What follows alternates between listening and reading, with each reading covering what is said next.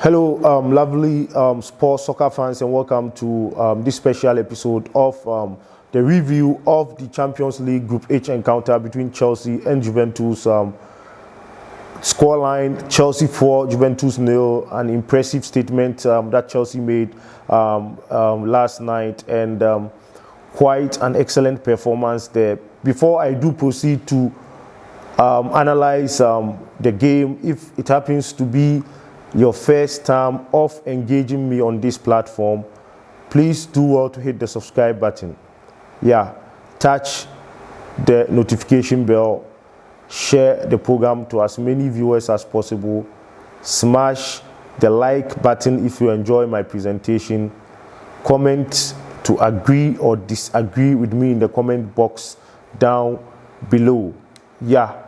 And Chelsea were rampant against Juventus, and then this game is so crucial in order to determine the team that tops the group as at match day 5, leading to match day 6, because currently Malmo FF is on 4 points and virtually has qualified in third place for the Europa League knockout phase, and top 2 is yet to be determined, with Chelsea going to Zenit St. Petersburg and then Juventus playing Malmo FF at the Allianz Stadium. And so let's see how things will pan out there. A win for the two top sides will ensure Chelsea ends the group as top of the group. And already, let me look at some points of the game.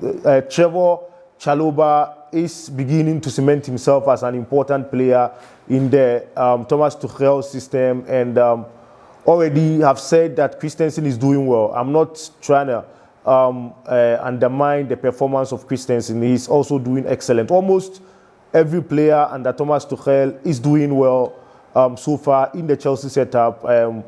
And I must say, in the top games, Chalobah, I think, currently is slightly ahead of Andreas Christensen, and he has justified it in the game against Leicester City and the game against Juventus last night. And it begs the question to ask whether in our game against Manchester City, normally we try to compare the results with respect to games that we've lost. Remember, in the first game at Allianz Stadium, Juventus pipped us 1-0, though Chelsea controlled the game 70% of possession, and I said that Juventus didn't deserve to win the game.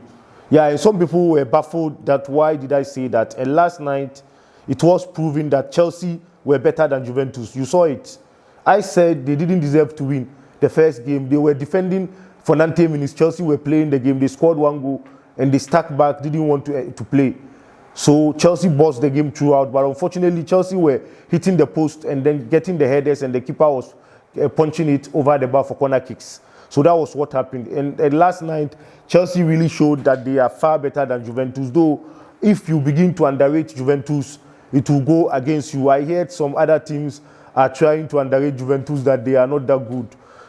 Juventus could be deadly as we go into the qualifying phase. And Chalobah currently ahead of Christensen. Let me go to the next one. The Reece James and Trent Alexander-Arnold debate. Reece James currently is far better than Trent Alexander-Arnold. The issue here is that why the debate is difficult to engage in is that Trent Alexander-Arnold, for the past 3 seasons, has solidified himself as an excellent right full attacking back position for Liverpool. And so last season, Reece James last season came into the picture gradually during Frank Lampard, and later on in January, Thomas Tuchel took over Chelsea and he was solid till Chelsea won the Champions League. And this season he has started well, and so is giving the numbers ahead of Trent Alexander-Arnold. And so the debate is on. But with respect to current form, I think there shouldn't be any debate. Reece James is better. But Alexander-Arnold is also pedigree, and even some people are trying to smuggle João Cancelo into the debate, the Man City right wing back, attacking back position, right full back position. So that's where we are currently. Hudson-Odoi also is trying to make life difficult for Mason Mount because currently Mason Mount is not getting a look into the lineup of Thomas Tuchel, and already there were rumors that he will leave for Liverpool, but I know it's not true, and it's because Mason Mount loves and supports Chelsea first and foremost, and that is not true anyway. But the team is made in such a way that there's competition now. That's why you hear some rumors of people trying to link Chelsea players to other teams because of the intense competition that they do face in the team. And then currently Hudson-Odoi is also giving us the numbers there. So let's see what happens. But Mason Mount and Hudson-Odoi can still play in the same game as they did in the 7-0 thrashing of Norwich City at the Stamford Bridge. And this victory is also important because of the comment that Max Allegri, the Juventus coach, made when they defeated Chelsea. Luckily, defeated Chelsea 1-0 in Turin at Allianz Stadium there. He said he was going into the Turin derby against Torino, and he told his team that they shouldn't play the way they played against Chelsea. If they played the way they played against Chelsea, they're going to lose the game, meaning Chelsea are poor. That's what he meant by inference. He means Chelsea are poor. That's why Juventus played poorly and won 1-0. You see, so this was an insulting comment underlined against Chelsea. So we needed to show him our level. And last night we showed him that we are the champions of Europe. And next time, if he dare opens his mouth against Chelsea, we're going to increase the goals for him. So anybody that opens his mouth against Chelsea, we're going to discipline the person.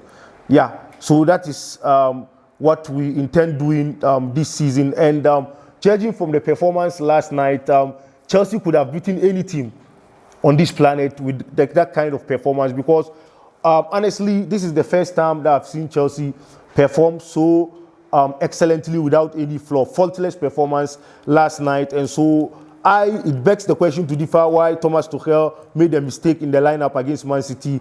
And then anyway, the season is unfolding, so he is trying to steady the various lineup as well as his options to ensure that he gives us the best in the games to come. And trust you me, in the second game against Man City is going to be a do or die affair, as we intend going to Etihad to win the game. And then let me look at the ratings for the players. You can see that judging from this performance, the players who have positive rating. Mendy had 8/10. Chalobah 9.5/10. The man of the match on the side of UEFA. And then on the Chelsea platform, Reece James won the man of the match. Silva got 9. An excellent clearance there by Thiago Silva. No wonder the fans were singing his name, Thiago Silva. I was very happy for Thiago Silva last night as he justified the reason why he's aging, but he's a Rolls-Royce defender. He's a Rolls-Royce defender and needs to be, even by that clearance, his contract needs to be extended right away without negotiations. Excuse me. Yeah, let me go to the Rudiger. Rudiger had 8/10. Reece James had 9/10. Kante had 8/10. We pulled his hamstring and he was substituted. Ben Chilwell also. Let's hope it's not a serious injury for Chelsea as we play Paul Scholes' Manchester United on Sunday. Yeah, Jorginho had 7.5/10. Chilwell 7.5. Hakim Ziyech, oh my. Hakim Ziyech was excellent last night. I was happy with respect to his pressing and his recovery. So I give him 8/10. Callum Hudson-Odoi 8.5/10. Callum Hudson-Odoi is continuing to make us proud, especially those of us who have African and Ghanaian heritage. Pulisic is also 7/10 there, and Captain Americano didn't really perform that much. So let's look a little bit at the statistics of the game. Yeah, Chelsea had 21 shots, 8 shots on target, and we had 4 out of the 8 shots on target, 55% possession. And this time in the second leg, Juventus decided to play. So the Chelsea possession, Juventus had 45%. In terms of shots, Juventus had 2 shots on target. Passes, Chelsea had 510. Juventus had 438. Pass accuracy, 82% for each side. Fouls, 13 for each side. Yellow card, 1 for Juventus, none for Chelsea. Corners, Chelsea had 13. Juventus had 3. So you saw the statistics there.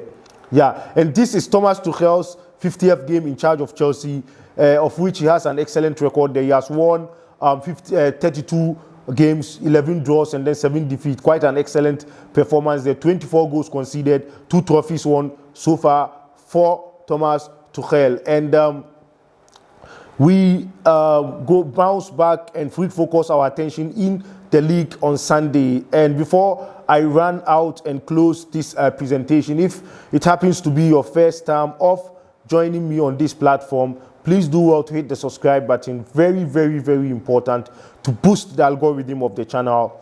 Yeah, very, very important. Tell a friend to tell a friend. Football fans, Chelsea fans, lovers of analysis, do join the subscriber count. And then touch the notification bell.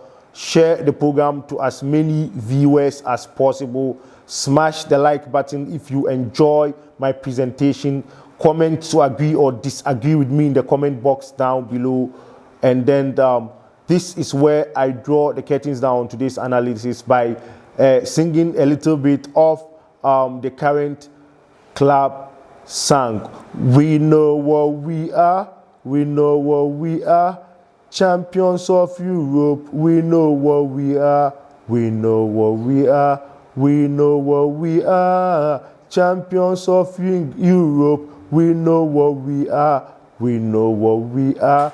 We know what we are. Champions of Europe. We know what we are. Thank you very much for spending your golden opportunity to watch this program alongside my team here. Cheers. I love you. Bye-bye.